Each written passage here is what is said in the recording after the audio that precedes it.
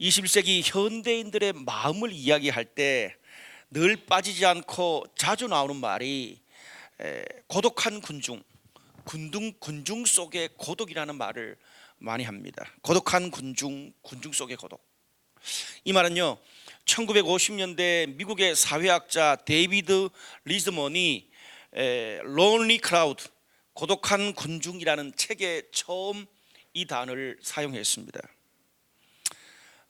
대중들에게 쌓여서 진정한 자기 자신을 잃어버리고 내면의 외로움과 고립된 마음으로 살아가는 현대인들의 마음 상태를 표현한 사회학적인 그런 언어가 됐습니다. 군중 속의 고독, 이 말은 그 이후로 현대인들의 외로운 마음을 대변하는 말 됐을 뿐 아니라 많은 사람, 그리고 이후에 수십 년간 심리학적인 아주 번영을 전 세계에 이루게 했습니다. 우리가요, 많은 사람들과 함께 일하고 교제하고 모임을 하지만 내 마음을 진정으로 소통하고 나눌 수 있는 그런 만남이 없다면 그것은 또 하나의 일과 업무의 연장이 될 뿐입니다.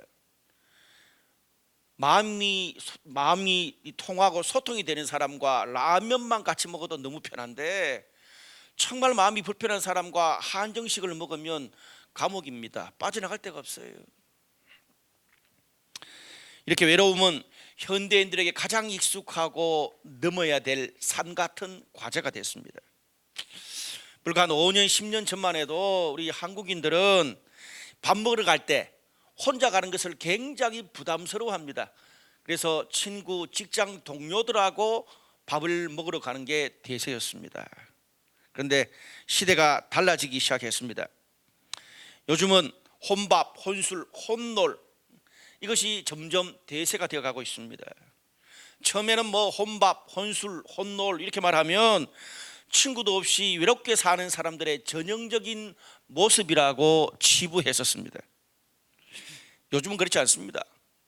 아니, 직장에서 점심시간이 1시간 남짓 되는데 상사들과 주변 사람들과 함께 내가 원하는 나는 중국 음식을 먹고 싶은데 직장 상사가 일식을 먹고 싶다 그래서 어쩔 수 없이 일식집에 가서 메뉴를 선택해야 되고, 나는 커피 먹고 싶지 않은데 커피까지 먹고 들어오는 것, 주변의 눈치를 보면서 점심 먹는 게 쉬운 일도 아닙니다. 그냥 깔끔하게 내가 원하는 점심 먹고 커피 없이 빨리 돌아와가지고 유튜브, 페북, 인스타하고, 그리고 아주 mp3나 또 이렇게 노래 몇 곡 듣고 오후를 시작하는 게 훨씬 낫다는 거죠. 밥을 먹는 것과 그리고 교제하는 것을 구분할 수 있으면 좋겠다. 점심 1시간 같이 밥 먹으러 가냐 아니냐로 너는 동료의식이 있냐 없냐 그렇게 말하는 것 자체가 부담스럽다는 요즘 젊은 세대들의 개인적인 성향을 반영한 것입니다. 이제는 여행도 참 다양해졌습니다. 과거에는 여러 사람들, 가족, 친지, 마음 맞는 사람들 패키지로 갔는데 또 그렇게 여행 갈 때는 그렇게 여행 가고 나 혼자 그냥 발길 닿는 대로 여행하고 싶은 그런 욕구도 있다는 거죠. 무슨 말입니까? 외로움에 대한 삶의 통찰이 달라지고 있습니다. 성공하는 인생은 고독을 두려워하지 않는다 라는 멋진 책이 있는데, 슬프게도 일본 사람입니다. 가와키타 요시노리가 쓴 책인데 고독에 대해서 아주 멋진 다른 나라 사람 책을 아무리 찾아봐도 잘 없어요. 그래서 노후 재팬하고 있는 상황이지만 아주 잘 쓴 책은 잘 썼다 그래야 되니까. 성공하는 인생은 고독을 두려워하지 않는다라는 책에서 정말 고독에 대한 탁월한 성찰을 보여줍니다. 고독 연습 이런 책도 이 동일한 저자가 썼는데요.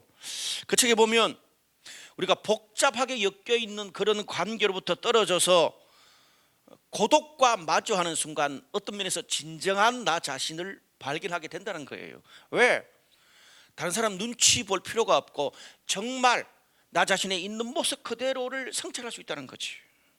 그래서 저자는 홀로라는 것은 우울한 정신 상태가 아니라 어쩌면 우리의 미래의 가능성이자 우리의 인생을 성공할 수 있는 새로운 계기가 될 수 있다고 고독을 예찬하고 있습니다. 맞습니다. 혼자 있는 것은 무조건 불쌍하고 외로운 것이 아닙니다. 외로움을 잘 길들이면 홀로 있음이 되고 성숙함이 묻어날 수 있습니다. 군중 속의 고독을 넘어서서 창조적인 고독이 될 수 있다는 말입니다. 오늘 우리가 외로움에서 그리고 군중 속의 고독에서 홀로 있음으로 창조적인 고독으로 하나님을 새롭게 만나고 우리 인생에 더 풍요로운 그런 계기를 마련하는 우리 삶이 되시기를 주님의 이름으로 축복합니다. 오늘 본문은 여러분이 너무 잘 아는 본문 말씀입니다. 그래서 제가 3년 전에 병상에서 묵상하다가 정말 내 삶을 다시 한번 뒤바꾸기도 한 그런 말씀이기도 합니다. 본문은 그 시대에 가장 탁월하게 하나님의 사역을 감당했던 엘리야 선지자가 탈진해서 로뎀나무 그늘 아래 쓰러져서 토로하는 그런 장면이 오늘 본문의 이야기입니다. 우리가 이 엘리야의 탈진을 이해하려면 그 이전까지 엘리야가 얼마나 인생을 열심히 살았는지, 얼마나 탁월하게 사역했는지 그걸 알아야 이 엘리야의 탈진과 그 갭을 이해할 수가 있습니다. 바로 앞에 본문인 열왕기상 17장 18장에 보면 엘리야의 여러 가지 사역했던 것들이 나옵니다. 요약하면 이렇습니다. 탈진하기 전까지 엘리야라는 인물은요, 이스라엘에서 가장 악한 왕이라고 하는 아합 왕한테 하나님의 심판을 선포해 버립니다. 그래서 도망해서 그리 시냇가에 숨어 살면서 까마귀가 물어다 주는 것을 먹으면서 견뎌냈던 사람입니다. 거의 구약판 세례 요한이에요. 그리고 밀가루 한 움큼과 기름 조금 남은 이제 곧 죽을 수밖에 없는 사라밧 과부의 집에 가가지고 그 가난한 사라밧 과부가 믿음으로 그 가뭄을 버티게 하고 또 죽어가는 병든 그 집 아이까지 고쳐줬습니다. 그리고 아방과 이세벨의 폭정으로 이스라엘의 참된 하나님의 선지자가 거의 다 잡혀 죽었어요. 그런데 그 이방 선지자들과 850대 1로 갈멜산에서 엘리야가 영적 대결을 벌여서 제단에 불이 내려와서 이기고 모든 이방 선지자를 다 잡아 죽입니다. 구약 성경의 가장 드라마틱한 영적 대결이지. 그걸 승리했어요, 혼자. 우리가 이걸 통해서 볼 때 하나님의 선지자로서 엘리야는 개인의 삶, 그리고 성도들을 사랑하고 섬기는 일, 그리고 어떤 유혹에도 물들지 않고요, 개인의 안위를 생각하지 않고 주님의 나라와 그 시대의 변화에 온전하게 헌신했던 사람입니다. 그래서 그런 엘리야를 구약 성경은 구약의 선지자를 대표하는 인물이 모세와 엘리야잖아요. 그래서 변화산상에서 세 제자가 예수님 옆에 모세와 엘리야가 있는 것을 목도했다, 그런 말까지 합니다. 구약을 대표하는 선지자예요. 그런데 그런 엘리야도 사람인가 봅니다. 그렇게 불을 내렸던 그런 엘리야조차도 광야에서 쓰러져서 로뎀 나무 그늘 아래서 내 목숨을 끊고 싶습니다 라고 말하는 그런 내면의 갈등이 있었다는 거예요. 사연이 이렇습니다. 그동안에 엘리야가 이스라엘 백성들과 이스라엘 땅에서 했던 그 하나님의 멋들어진 사역들을 아합 왕이 아내 이세벨한테 이야기를 다 일러 바쳤어요. 당시 워낙 이스라엘 백성들한테 인기가 높아가니까 아합 왕은 죽이고 싶어도 죽이지를 못했는데 이세벨은 이방 땅에서 온 그런 왕비거든요. 그러니까 신경 쓸 필요가 없잖아요. 이번에 반드시 이 엘리야를 죽이지 않으면 안 되겠다. 그래서 반드시 죽이겠다고 하늘을 두고 맹세까지 했습니다. 그래서 모든 군대를 풀어서 엘리야를 쫓기 시작했습니다. 엘리야가 생명의 위협을 느낄 수밖에 없잖아요. 그래서 도망을 간 거예요. 3절과 4절 말씀 보니까 이런 말씀이 있습니다. 그가 이 형편을 보고 일어나 자기 생명을 위해 도망하여 유다에 속한 브엘세바에 이르러 사환을 그곳에 머물게 하고 자신은 광야로 들어가 하룻길쯤 가서 한 로뎀 나무 아래에 앉아서 이르되 여호와여 넉넉하오니 지금 내 생명을 거두시옵소서. 무슨 말입니까? 함께 갔던 사환 비서는 그냥 부엘세바는 우리나라로 치면 제일 국경 넘기 전 남쪽인 부산이에요. 부산, 인천 이런 데. 비서는 거기 남겨두고 사람이 살지 않는 광야로 홀로 하룻길을 들어가서 로뎀나무 그늘에서 하나님 죽여주십시오 그렇게 말하는 거예요. 여러분 알고 있듯이 이스라엘 땅이요, 서울과 경기도 합친 것보다 조금 더 큰 아주 작은 나라입니다. 그런 작은 나라에서 군대와 공권력을 투입해서 포위망을 좁혀가서 엘리야를 잡으려 그러면 아마 얼마 못 가서 잡히고 말 겁니다. 그러다 보니까 이 생명에 대한 위협과 두려움이 얼마나 컸을까요? 여러분, 우리가 죽을 암병에 걸려도 그 공포와 두려움이 상상을 초월하는데 잡히면 그냥 갈갈이 찢겨 죽을 확률이 높은데 얼마나 두려움이 컸겠어요. 겪어보지 않으면 모르는 그런 고통입니다.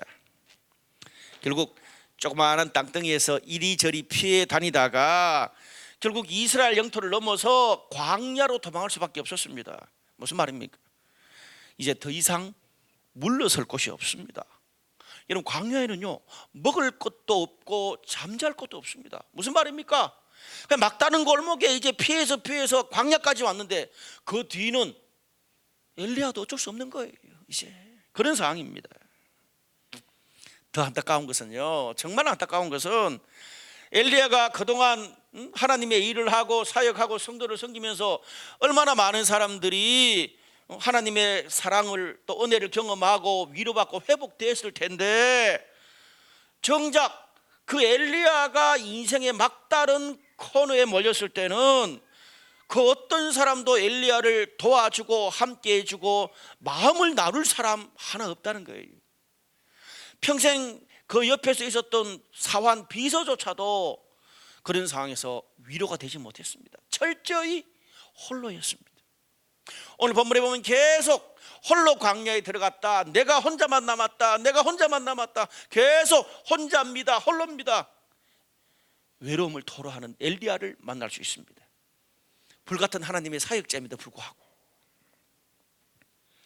그러니까 죽으려고 그러는 거예요. 여러분, 제가 언젠가 이 자살의 심리를 분석해 놓은 책을 읽은 적이 있습니다. 책 제목은 몰라서 계속 제가 읽었던 그 과거 책을 우리 집에서 막 봤는데 결국 못 찾다가 그냥 제가 그때 너무 참 이렇게 인상 깊은 구절들이 있어서 그냥 제가 말씀을 나눕니다.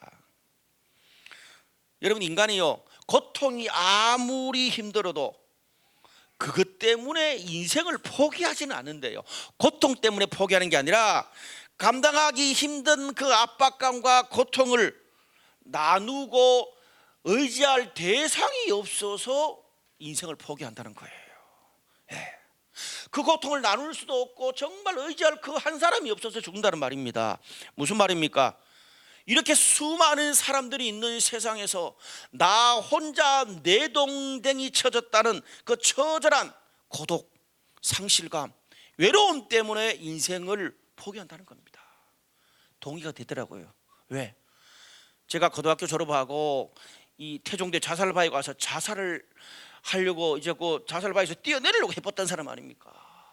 그때 뛰어내렸으면 큰일 날 뻔했어요. 이 좋은 세상이 있는지도 모르고. 여러분, 우리가 인생을 살면서 엘리야가 느꼈던 외로움, 절망, 상실감을 느낄 때가 간혹 있습니다.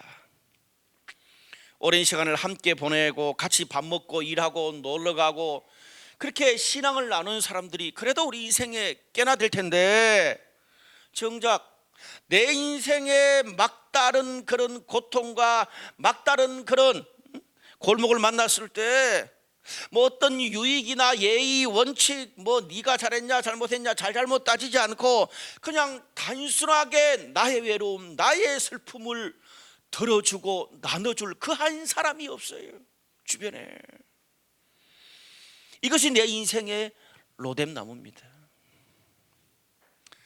고민하다가 그래도 너 많은 나를 이해하고 알아주겠지, 그래서 힘들게 겨우 찾아갔는데 돌아오는 길에 안 찾아가는 것만 못했다는 그런 경험을 해본 적 있으십니까? 저는 몇 번 있습니다. 참 배신감이 들더라고요. 지가 힘들 때 내가 어떻게 도와주고 밥 사주고 전화해주고 그리고 위로해주고 그 와이프한테 막 거짓말까지 해가지고 어떻게 잘 수습해 줬는데 기도해 줬는데 그때 생각나는 말이 있어요. 검은 머리 심성은 거두는 게 아니다. 우리 부모님들이 이야기해 줬어요. 그런 외로움에다가 배신감까지 더해져서 모든 원망을 이제 하나님께 돌리게 돼요. 인간은 참 신기해요. 분명히 내가 일 저질러 놓고 하다 안 되고 괴로우면 하나님을 소환해 가지고 하나님이 이럴 수 있습니까? 나 이제 하나님 안 만날 겁니다. 교회 안 나갈 겁니다. 하나님과 관계 끊을 겁니다. 제가 어떨 때는 저도 그렇게 이야기하다가 하나님 입장을 한번 생각해 봐요. 아니 이런 지가 저질러 놓고 힘들고 안 되면 그때마다 날 불러가지고 뭐 관계를 끊니 마니 참 억울하실 것 같아. 그런데 하나님 우리에게 그렇게 말하지 않으십니다. 오늘 본문 5절에서 7절 그렇게 쓰러진 엘리야를 하나님이 어떻게 다루십니까? 로뎀나무 아래에 누워 자더니 천사가 그를 어루만지며 이르되 일어나서 먹어라. 본즉 머리맡에 숯불에 구운 떡과 한 병 물이 있더라. 먹고 마시고 다시 누웠더니 여호와의 천사가 다시 와서 어루만지며 이르되 일어나 먹어라. 네가 갈 길을 다 가지 못할까 하노라. 일어나 먹고 마시고 음식물의 힘을 의지하여 40주야를 가서 하나님의 산 호렙에 이르니라. 너무 감동적인 말씀입니다. 오늘 로뎀나무 그늘에 쓰러져 있는 엘리야를 위로하시는 하나님의 방법이 굉장히 흥미롭습니다. 야 엘리야야, 3년 반 동안 비가 내리지 않았던 이스라엘 땅에 네가 믿음의 기도로 비를 내리게 했는데 그 기도, 그 믿음 어디 갔냐? 아니 아합의 군대가 쫓아온다고 광야까지 도망하고 이제 죽겠다고 네가 선지자냐? 저 사람은 지옥 가야. 그렇게 말하지 않았습니다. 오늘 여기 보니까 천사를 보냈습니다. 그 천사가 어떻게 했습니까? 어루만지며 일어나서 먹고 힘내서 갈 길을 가야 되지 않겠어? 그러면서 숯불로 구운 직화떡과 물 한 병을 줬어요. 뭔지는 모르겠지만 삼다수인지 뭔지 모르겠지만 그래가 먹고 누우니까 또다시 와서 어루만지고 일어나 먹어야 힘내서 가잖아. 다시 한 번 더 회복될 때까지 먹을 것을 챙겨줬습니다. 오늘 본문에 보니까 하나님의 힘으로 갔다고 그러지 않고 어떻게 해요? 천사가 준 그 음식물의 힘을 의지해서, 천사가 한 격려와 음식물의 힘을 의지해서 40주야를 달려가서 하나님의 산 호렙에 이르렀다라고 말하고 있습니다. 저는요 한 5년 전만 해도 이 메시지가 뭘 의미하는지 이해할 수 없었습니다. 아니 바로 그 앞에 나오는 하나님이 어떤 하나님입니까? 갈멜산에서 이방 선지자 850명과 영적 대결할 때에 불이 제단에 와가지고 이기게 하시고 이방 선지자를 다 죽였잖아요. 그럼 어떻습니까? 쫓아오는 아합의 군대에게 불을 딱 내려버리면 엘리야가 뭐 광야로 도망할 필요 없고 뭐 내가 죽니 마니 말할 필요도 없잖아요. 3년 반 만에 비를 내리게 하신 하나님이라면, 불을 내리는 하나님이라면 아합의 군대 썰어버리면 되지 않겠어요? 그리고 무슨 숯불에 구운 떡과 물 한 병 줘놓고 일어나 먹으라 힘을 계속 내야지. 참 이렇게 위로받을 말이지만 저처럼 현실적인 사람은 아니 지금 아합의 군대가 쫓아온다는데 무슨 물 한 병이고 떡입니까? 일어나 힘을 내야지. 지금 장난칩니까? 아니, 그런 거는 중고등학생도 병문안 가서 할 수 있는 거 아니에요? 하나님이 무슨 문제 해결을 이렇게 하냐? 저는 그 의문을 어떻게 말할 수 없었어요. 왜? 교수님이나 선배 목사님들한테 이야기하면 하도 너무 니네 항상 성경을 삐딱하게 보냐 그렇게 말할까 봐. 근데 그게 여러분 세상 한중간을 살아가는 사람들한테는 이 본문 볼 때 충분히 그렇게 생각할 수 있습니다. 하나님이 왜 이렇게 그 엄청난 어려움 속에 있는 사람에게 물 한 병 위로 한마디일까? 저는 한 5년 전에 이 본문의 의문이 풀리기 시작했습니다. 제가 그걸 겪고 나니까. 여러분이 바로 여기에서 탈진한 사람, 외로움과 절망에 찌든 사람, 생존의 위협과 두려움을 겪는 사람에게 하나님이 어떻게 위로하는지 하나님의 손길을 읽을 수 있습니다. 너무 멋져요. 여러분, 그런 사람들에게는 처음부터 곧바로 믿음, 기도, 하나님의 기적, 능력, 복음을 처음부터 들이미는 게 아닙니다. 물론 처음부터 또 그게 통하는 사람도 있습니다만은 대다수 사람들은 그렇지 않습니다. 왜? 그런 상황에 처했을 때 하나님을 대면하고 하나님을 붙잡을 만한, 스스로 하나님께 나아갈 만한 영적인 힘과 에너지가 그들에게 없습니다. 고통받으면 기도하고 외로우면 찬양하라, 말은 쉽죠. 하나님께 나아갈 수 있는 에너지, 위로가 어느 정도 내 마음속에 젖어들어야 그때서야 하나님께 나아갈 수 있는 힘을 얻습니다. 하나님의 선지자 엘리야도 보세요. 엘리야처럼, 오늘 탈진한 엘리야처럼 하나님의 산까지 갈 수 있는 그런 힘과 용기를 주는 천사의 어루만지는 손길, 따뜻한 격려의 말, 구운 떡과 물 한 병이 외로움에 찌들어서 탈진한 사람들에게 필요한 겁니다.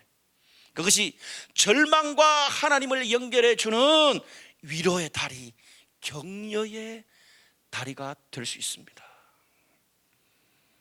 답이 나오지 않는 상황이에요. 뭐 어떤 코칭도 소용없어요. 답이 나오지 않는 상황이에요. 바닥을 치는 절망감이 염습하고 있습니다. 끝없이 계속되는 결심했다가 또 뭐 며칠 뒤에 추락하고, 또 결심했다가 추락하고, 이제는 사람들 앞에 나가기도 부끄러워.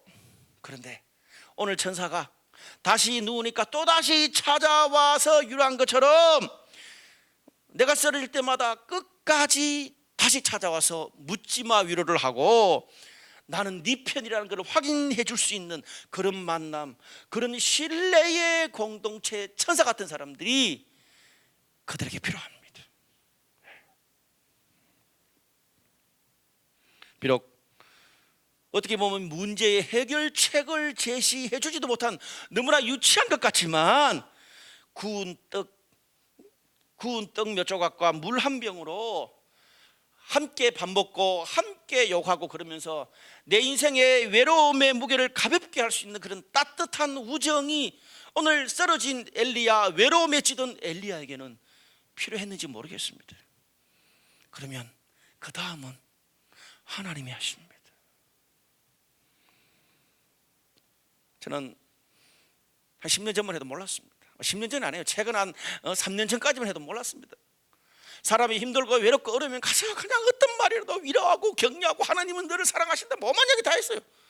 안 통해. 잘 힘들고 절망의 끝자락에 있는 사람일수록 하나님을 더 붙잡아야 되는데 더 안 통해. 이게 뭐지? 그러다가 최근 한 3년 전에 그걸 알게 됐어요. 정말 감당하기 힘들고 누구한테도 말하기 어려운 실패, 부족한 죄, 자존감의 바닥을 드러내고 싶지 않은 그런 상황을 우리가 인생을 살다 보면 만날 때가 있잖아요. 저도 그렇게 만날 때가 있어요. 여러분, 그런 사람 만날 때 어떻게 된 줄 아세요? 저는요, 최근 3년부터 이렇게 합니다. 그냥 멋진 레스토랑이나 카페 가가지고 아무 말 하지 않고 그냥 맛있는 커피를 사줘요. 상대가 먼저 그 이야기 끄집내기 전까지는 그냥 될 수 있는 한 그 말 끄집내지 않고 그냥 맛있게 밥 먹고 놀다 옵니다. 그러면 어김없이, 별 한 것도 없는데 어김없이 목사님 고맙습니다, 많은 위로가 되었습니다, 그런 말을 해요. 제가 얼마 전에 소통에 대한 이야기 했잖아요. 냉소적인 마음 이야기할 때. 여러분, 우리가요, 때때로 마음을 공유하고 소통하는 때는 말의 내용보다 태도가 더 중요할 때가 있습니다. 왜? 여러분, 아무리 좋은 사랑, 아무리 좋은 복음을 우리가 가지고 있어도 태도와 매너가 없으면 그것을 받아들이기가 굉장히 부담스럽습니다. 외로운 사람, 절망에 빠진 사람, 생명과 생계의 위협을 느끼고 있는 사람에게는 거창한 복음의 내용보다 먼저 오늘 본문의 엘리야처럼 천사가 해준 것처럼 따뜻한 밥 한 끼, 물 한 병, 격려 한마디가 더 그들의 마음을 열고 위로하는지 몰라요. 여러분, 그런 면에서 21세기는요 복음의 내용뿐 아니라 복음을 가지고 다가가는 태도도 너무나 중요합니다. 왜? 태도는 그 복음의 내용을 담는 인격이기 때문에 그렇습니다. 세상이 교회를 비난하는 것도 사실은 우리가 믿는 복음의 내용을 비난한 거 아니에요. 복음을 들고 다가가는 우리의 태도, 매너를 욕하는 거죠. 두 번째로 그 다음번에 스토리가 또 나옵니다. 이제는 로뎀나무 그늘 아래에서 이제 천사가 준 음식을 먹고 힘을 얻어서 40주야를 내달려서 하나님의 산 호렙산에서 일어난 사건을 오늘 본문에 이야기해 주고 있습니다. 오늘 엘리야가 호렙산의 어느 한 굴에서 하나님과 맞짱을 떠서 대화를 나눕니다. 뭐 별게 없어요. 하나님도 늘 똑같이 반복스럽게 이야기하고 엘리야도 똑같은 말을 합니다. 하나님과 엘리야가 똑같은 말을 해요. 하나님이 9절과 13절에 뭐라 그래요? 엘리야야, 네가 어찌하여 여기 있느냐. 13절에도 엘리야야, 네가 어찌하여 여기 있느냐, 그 말을 합니다. 이게 여러분 창세기 죄를 범한 아담에게 하나님이 아담아 네가 어디 있느냐 그렇게 묻잖아요. 구약 성경에서요 이 네가 어디 있느냐 하나님이 묻는 이 질문은 좀 쉽게 풀이하면 지금 현재 네 인생의 방향이, 네 영혼의 관심이 하나님이 원하는 길로 가고 있느냐 그 뜻입니다. 지금 네 인생의 방향과 네 영혼의 관심이 하나님이 원하는 길로 가고 있느냐, 그거를 질문하는 거예요. 한마디로 신앙의 정체성, 내 인생의 정체성을 묻는 질문이기도 합니다. 그 말에 엘리야가 답변을 못하고 지 답답함만 똑같이 두 번을 반복합니다. 10절과 14절에 그가 대답하되 내가 만군의 하나님 여호와께 열심히 유별하오니 이는 이스라엘 자손이 주의 언약을 버리고 주의 제단을 헐며 칼로 주의 선지자들을 죽였으며 오직 나만 남았거늘 그들이 내 생명을 찾아 빼앗으려고 합니다. 이 말만 반복해요. 지금 네 인생과 영혼의 방향이 어떠냐 묻는데 지금 내가 얼마나 힘든 줄 아세요? 이야기. 엘리야가 했던 이 말을 쉽게 일상의 영어로 말하면 어떻습니까? 하나님, 내가 주님의 일을 위해서 이 이스라엘 백성들을 위해서 목숨 바쳐서 일했는데 열심히 유별하오니, 그렇게 열심히 갈멜산에서도 불을 내리고 그리시네가에 숨어서 까마귀가 물어주는 거 먹고 내가 그렇게 살고 사야겠는데, 그렇게 목숨 바쳐 사야겠는데 사람들이 꿈쩍도 안 합니다. 공동체가 세상이 조금도 바뀌지 않고 오히려 원수들만 득세합니다. 그 뜻입니다. 그 사이에 믿을 사람, 마음 나눌 사람 다 죽고 나 혼자만 남았습니다. 나 혼자만 남았습니다. 여러분, 오늘 우리는 호렙산에서 나 혼자만 남았다는 이 엘리야의 외로움과 로뎀나무 그늘에 쓰러져 있는 외로움의 방향이 좀 다릅니다. 광야의 로뎀나무 아래에 엘리야가 쓰러졌을 때는 자신을 쫓는 아합의 군대에 생존의 위협을 느끼는 절망이고 외로움입니다. 근데 이제 그거는 이제 좀 그 천사의 도움으로 좀 회복됐잖아요. 하나님의 산 호렙산에서 느끼는 엘리야의 외로움은 생존의 외로움을 넘어서서 평생 동안 달려왔던 자신의 인생과 사역에 대한 회의감에 빠진 거예요. 자신의 인생과 사역에 대한 정체성을 상실하고 방향을 상실한 거예요. 쉽게 말하면 내가 평생 죽도록 우리 가족과 자녀들의 교육을 위해서, 내 직장에서 또 성진을 위해서, 그리고 연봉 올라가는 걸 위해서, 주님의 일과 교회를 위해서 열심히 그렇게 20년 30년 헌신하고 내달렸는데 돌아보니 어떤 변화도 어떤 의미도 더 이상 찾기 어려울 것 같습니다. 그 뜻입니다. 그렇다고 지금 와서 인생을 되돌릴 수는 없고, 여러분, 사람이요 목숨 걸고 이 엘리야처럼 오죽 했으면 내가 하나님 앞에서 열심히 유별하오니, 제가요 이제 결론 때 말씀드리겠습니다만, 제가 병원에 쓰러졌을 때 이 말이 그렇게 와닿았어요. 하나님, 내가 하나님 앞에 얼마나 유별나게 특심으로 열심히 살았는데 보상은 못 줄 망정, 사람이 목숨 걸고 그만큼 열심히 일하고 발버둥 쳤으면 조금이라도 뭔가 변화의 조짐과 달라지는 게 있어야 되잖아요. 그게 전혀 없다는 거예요. 엘리야가 돌아보니 연못에 돌 하나 던지는 것처럼. 여러분 그런 경험 있으시죠? 평생을 그렇게 정말 비전을 가지고 희망을 가지고 살았는데 그냥 나중에 돌아보니까 연못에 그냥 돌만 던진 거야. 이스라엘 백성들은 아무 관심이 없고 권력의 그 압박과 그리고 군대들을 피해서 도망다니는 자신의 삶은 여전히 계속되니까, 나이는 들어갔는데 여전히 계속되니까 끝이 없어. 와, 내가 앞으로도 이 짓을 계속해야 된다고 생각하니 완전 멘붕된 거예요. 탈진해 온 겁니다. 오늘 이 로뎀나무 그늘 안에서의 외로움과 호렙산에서의 엘리야의 외로움, 이 두 가지 질문을 오늘 본문은 우리에게 던집니다. 여러분, 로뎀나무 그늘 아래서의 외로움은 뭡니까? 나의 삶은 지금 먹고 사는 것이 만족할 만한가? 먹고 살 만한가? 생존의 문제에서 두려움과 외로움 있는 우리들에게 던지는 질문입니다. 그것에 대해서 신뢰할 만한 그런 관계와 공동체를 대안으로 제시하고요. 그 다음이 호렙산에서의 질문은 뭡니까? 생존을 넘어서 나의 삶은 지금 행복한가입니다.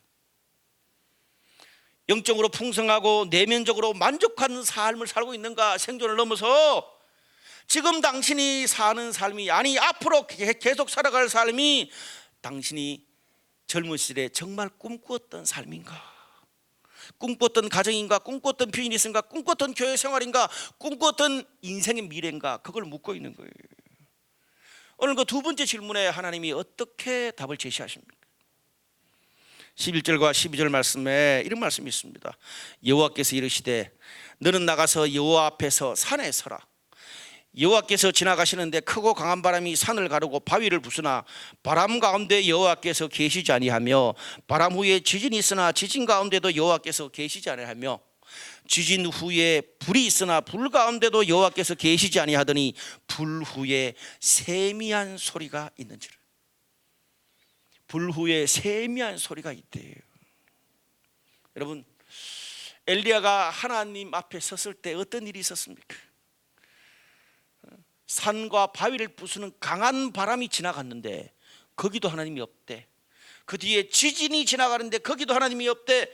그 뒤에 갈멜산의 불처럼 불이 있는데도 거기에 하나님이 없다는 거예요. 특별히 오늘 여기에 나오는 바람, 지진, 불은요, 구약 성경에서 하나님의 초자연적인 기적과 능력을 대표하는 그런 이 자연의 능력을 말합니다. 그런 것이 다 지나가도 하나님을 발견할 수 없고 오히려 세미한 소리가 들렸고, 그 세미한 소리, 그건 다른 사람도 못 들어. 오직 엘리야 혼자만 겨우 거기서 들을 수 있는 세미한 소리를 통해서 엘리야 자신의 인생과 그 이후 미래에 대해서 하나님의 메시지를 듣게 됐다는 거예요. 너무 허황한 이야기 아닙니까? 성경이 저는 때때로 너무 허황한 이야기를 하는 것 같아요. 예? 여러분, 그러나 오늘 이 메시지는 굉장한 의미를 던져줍니다. 엘리야만큼 자신의 사역에서 바람과 이 지진과 불을 본 사람, 하나님의 큰 기적과 능력을 경험하고 경험시켜 준 사람이 어디 있습니까? 까마귀가 물어든 기적을 살고요, 갈멜산에서 불을 내리고 3년 반 동안 비가 오는 이스라엘 땅에 믿음의 기도로 비를 오게 한 사람입니다. 아니, 내 과거에 불과 바람과 그런 걸 통해서 하나님 역사하셨는데 거기에 하나님이 없다 그러니까 엘리야가 참 어려운 거예요. 무슨 말입니까?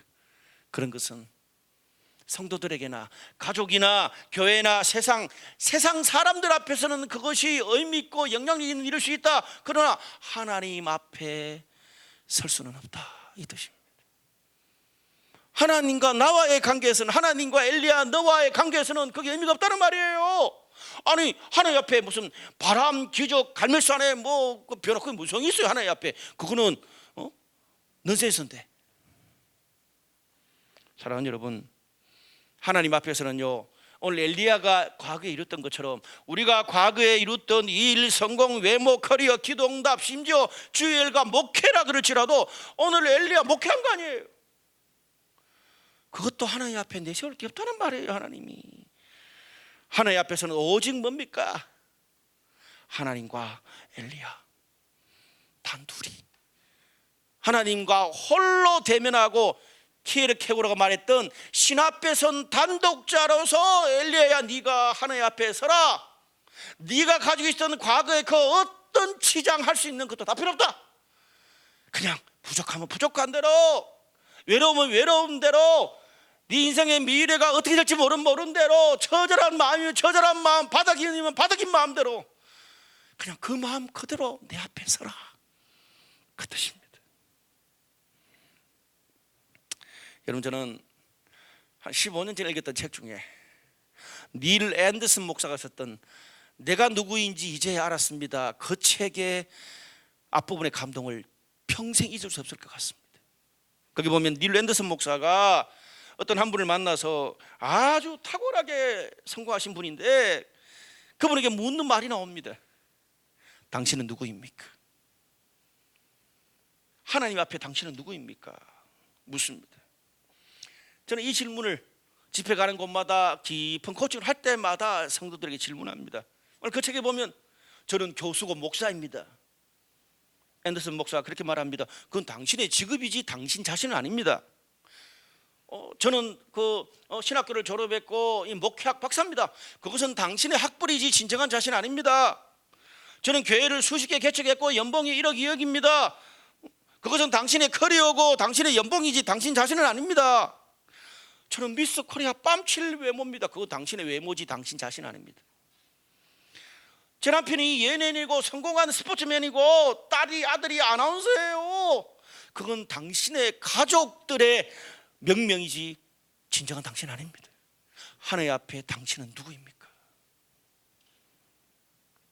오늘 하나님이 엘리야에게 그 과거에 구약을 대표하는 엄청난 일을 했던 엘리야에게 그거 말고 하나님 앞에서 진정한 너는 누구냐를 묻고 있습니다.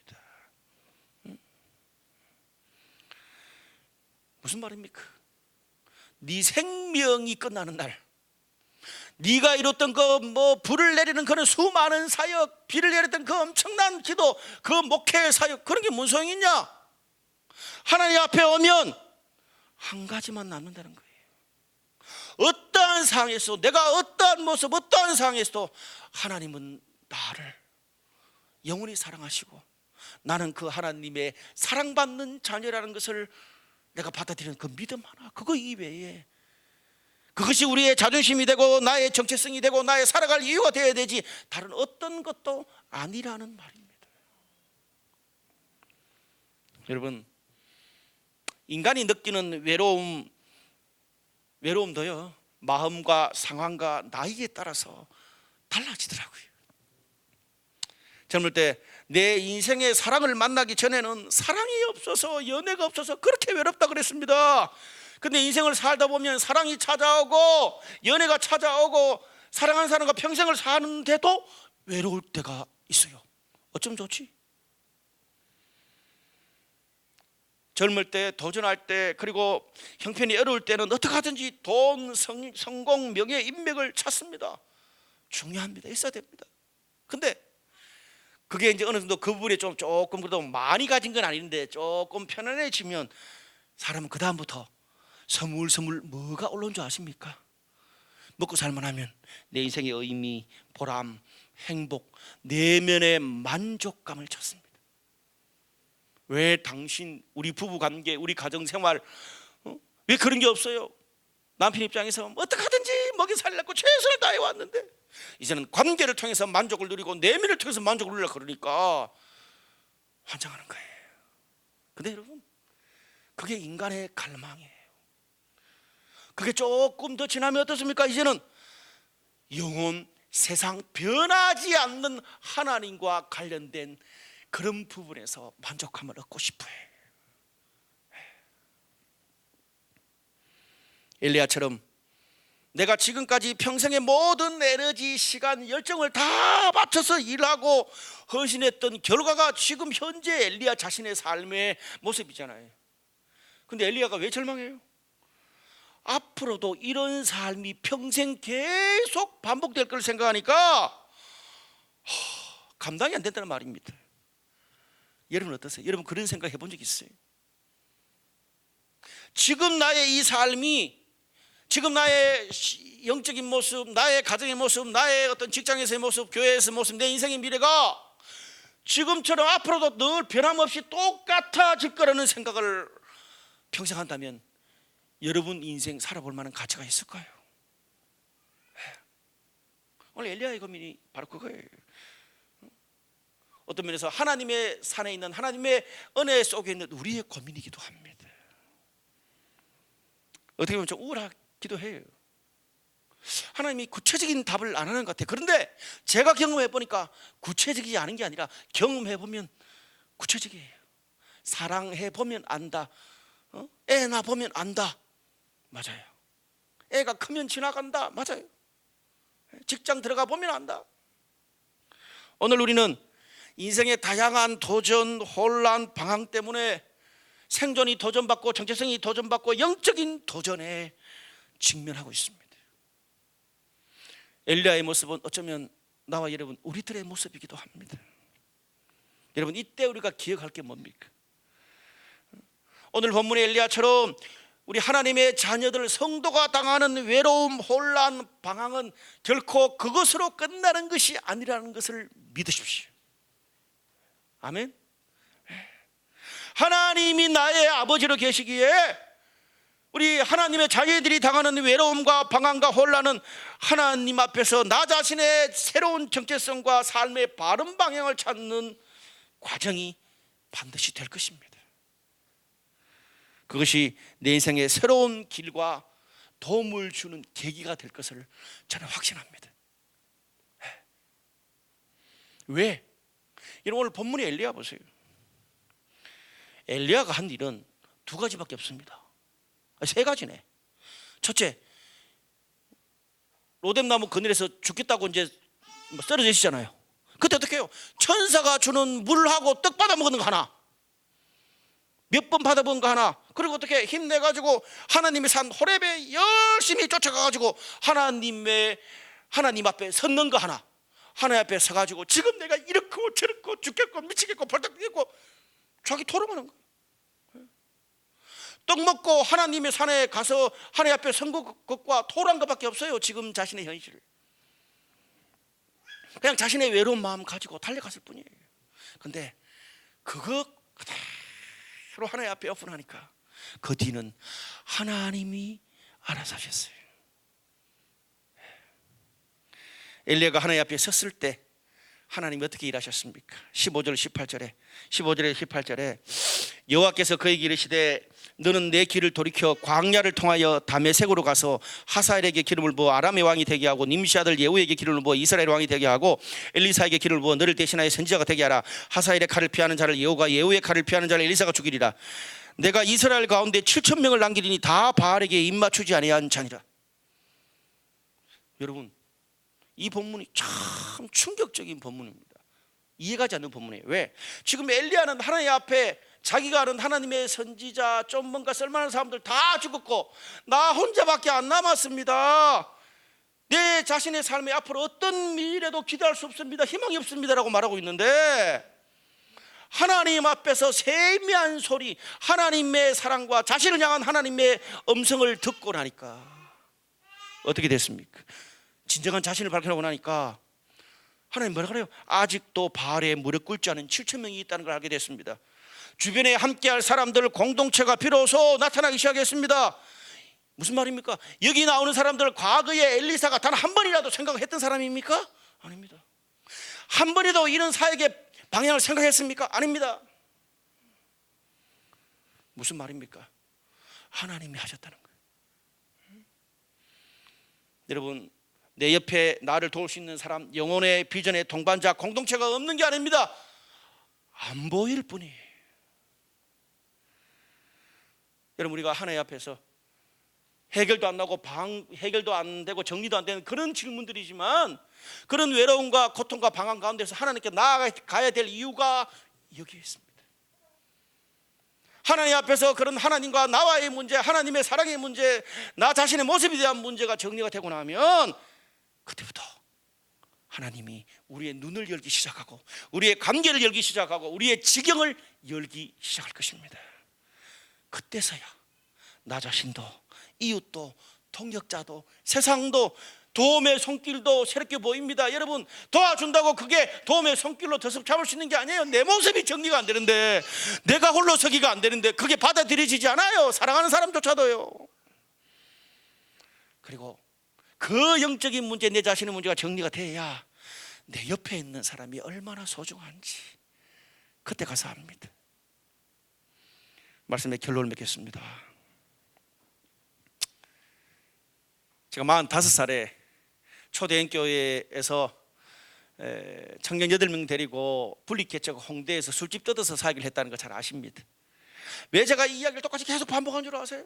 오늘 이 본문 때문에. 이미 그때 나이가 제가 45이라 40이 넘으면 인생의 하프타임이 넘었잖아요. 그래서 막 성공적인 목회 그런 것들 이미 제가 다 부목사 때 경험해봤고, 초대인교회에서 이제는 내 평생에 내 마음에 있는 교회를 해보고 싶어서 홍대 술집을 뜯어서 교회를 청년 8명과 개척을 했습니다. 처음 5년은 거칠 것이 없었습니다. 너무 행복했습니다. 근데 그 이후로 5년은 나의 문제 때문이 아니고, 여러분 잘 알다시피 우리 같은 우리 부교역자 동역자의 가정에 어려움이 찾아와서 그거 치다거리 한다고 그 이후로 제 목회 방향이 달라졌습니다. 저는 원래 이렇게 강남을 이렇게 빨리 개척할 생각은 꿈에도 없었습니다. 그러다가 급하게 이슬 목사를 홍대 보내고, 제가 또 이슬 목사가 목회하던 이 랜드마크 처치를 강남에 새롭게 개척했잖아요. 그럼 저는 제 생각은 한 2-3년 뒤에 잘 제가 관리했다가 다시 돌려주고 저는 홍대로 갈 생각했어요, 사실 처음에. 그리고 같이 다시 홍대 갈 사람은 홍대 가고. 근데 너무 양교회 하는데 어려움이 많았습니다. 강남에 예배드릴 처소도 못 구하고, 홍대는 홍대대로 왜 막 계속 목사님은 강남 가 있냐, 강남은 강남대로, 홍대는 홍대대로 목회 안 되고, 제가 어떻게 해요? 도무지 안 돼가지고 3년 전에 쓰러졌잖아요. 결핵성 뇌수막염, 별게 아닌 게 아니라 굉장히 위험한 병이더라고요. 여러 가지 몇 가지가 있는데 그중에 제일 안 좋은 게 결핵성 뇌수막염이. 신촌 세브란스 병원에 누워 있는데 의사가 올 때마다 이거 몇 개요, 이거 몇 개요, 너무너무 화딱질 나더라고요. 그 2주 동안 제가 내면에 정말 많은 고민을 했습니다. 하나님 원망도 많이 했고요. 기도를 합니다. 하나님, 나는 지금 예배 장소, 돈, 성도, 목회를 돌파할 수 있는 어떤 기회와 돌파구가 필요한데, 기도하면 하나님은 계속 어떻게 허황한 말씀을 하는 줄 압니까? 하나님의 사랑, 네가 진짜 나를 사랑하느냐, 네가 진짜 너의 진정한 모습은 뭐야, 너의 목회는 뭐냐, 너는 성공적인 목회 돌파고 그 모든 것이 없어도 평생 한 영혼을 사랑하고 섬기고 목회자로 살아갈 수 있냐, 너 그게 중요하냐, 아니면 명예가 더 중요하냐. 하나님, 지금은 그 이야기 할 때가 아닌 것 같은데요. 너 날 사랑하니? 너무 화가 나는 거예요. 근데 어느 날 이런 생각이 들더라고요. 혹시 내가 여기서 인생이 끝날 수도 있다. 만약에 인생이 끝나면 내 기도 제목은 어떻게 바뀔까 생각해 봤어요. 그 모든 게 너무 심플해지더라고. 내가 죽어, 그럼 내가 했던 그런 기도 제목 고민은 아무 쓰잘데없는 게 돼버리는 거예요. 하나님 나한테 했던 말이 맞아. 이 모든 것이 다 사라져도 나 너 사랑하는데 너 나 사랑하니? 다른 것 어떤 거 다 없어도 너는 정말 목회자로서 한 사람의 영혼을 사랑하고 격려하는 그것만 네가 붙잡을 수 있니? 그때 제가 열왕기상 19장을 읽으면서 내가 얼마나 위로받고 울었는지 몰라요. 이 본문이 그제서야 이해가 가는 거예요. 그리고 3년이 흘렀습니다. 하나님이 계속 저에게 말씀하신 것은 다른 게 아니에요. 너 나 사랑하니? 나 너 사랑하는데 너 나 사랑하니?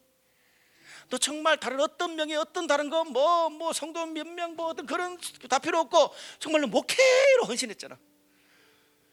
성도를 목회하는 그것만 있으면 되겠니? 그때부터 저는 내 자신의 모습에 대해 생각했습니다. 저는요, 내가 할 목회, 내가 할 비전, 내가 이룰 꿈에 대해서만 생각했지 하나님 앞에서 내가 누구인지를 생각하지를 못했던 것 같아요. 그러면서 지난 3년 동안 하나님 나에게 주신 6마디 나에 대한 인사이트가 있었습니다. 나는 목사다. 나는 목사다. 둘째, 나는 보헤미안이다. 자유자입니다. 셋째, 나는 파이어니어다. 새로운 길을 가는 개척하는 사람입니다. 넷째, 나는 미셔널 모빌라이저다. 세상 한가운데서 뭔가 신앙과 세상 사이를 다리 놓는 것들을 건설하는 사람이다. 나는 멀티플라이어다. 다른 사람들의 장점을 극도로 끄집어내서 그들을 성공시켜주는 사람이고, 호모 디퍼렌스, 나와 다른 것들을 취합해서 하나의 마당에 둘 수 있는 사람입니다. 이 6가지가 지난 3년 동안 내가 발견한 하나님 인사이트가 됐습니다. 그때 이후부터 그냥 그 6가지 생각만 하면 그거로 그냥 모든 것들을 판단하고 모든 것을 정리하고 그렇게 하게 됐어요. 놀라운 거는 지난 3년 동안 전혀 저는 강남에 아는 사람이 단 한 사람도 없습니다. 진짜. 그때 이후로 그냥 그때 지난 3년 동안 하나님이 연결해 주시는 그 사역으로 이상한 희한한 사람들을 만나게 되고 희한한 일을 하게 되고, 근데 잘 모르니까. 몇 주 전에 그 영국에서 오신 그분 진짜 유명한 분이에요. 그분 말하면 그 분야의 세계 최고인데 아저씨가 쳐. 그런 것도 그냥 희한하게 연결되더라고요. 내가 데리고 온 사람이 아니에요. 자기가 올라 그랬지. 돌아보니 그때 그 병원에서 제가 하나님의 사랑과 내 자신의 정체성에 대해서 고민했던 그것이 내 인생의 로뎀나무 그늘, 내 인생의 호렙산 체험이었습니다. 그때 이후로 하나님이 제 삶에 주신 그 모든 것들이 이제 제 인생과 목회의 새로운 기반이 되었습니다. 몇 마디만 하고 마칠게요. 사랑하는 여러분, 여러분의 외로움, 절망, 방황이 있습니까? 그것을 가지고 엘리야처럼 저처럼 하나님 앞에 나가십시오. 그러면 하나님께서 우리의 외로움을 홀로 있음으로, 그 홀로 있음을 함께 있음으로 나아가게 해주실 것이고, 내가 알지 못하는 새로운 사람, 새로운 공동체, 새로운 하나님의 일을 시작할 것입니다. 그것은 바로 외로움을 하나님께 나아갔을 때 시작되는 일입니다. 오늘 그런 은혜가 저와 여러분들이 모두에게 있기를 주님의 이름으로 축복합니다.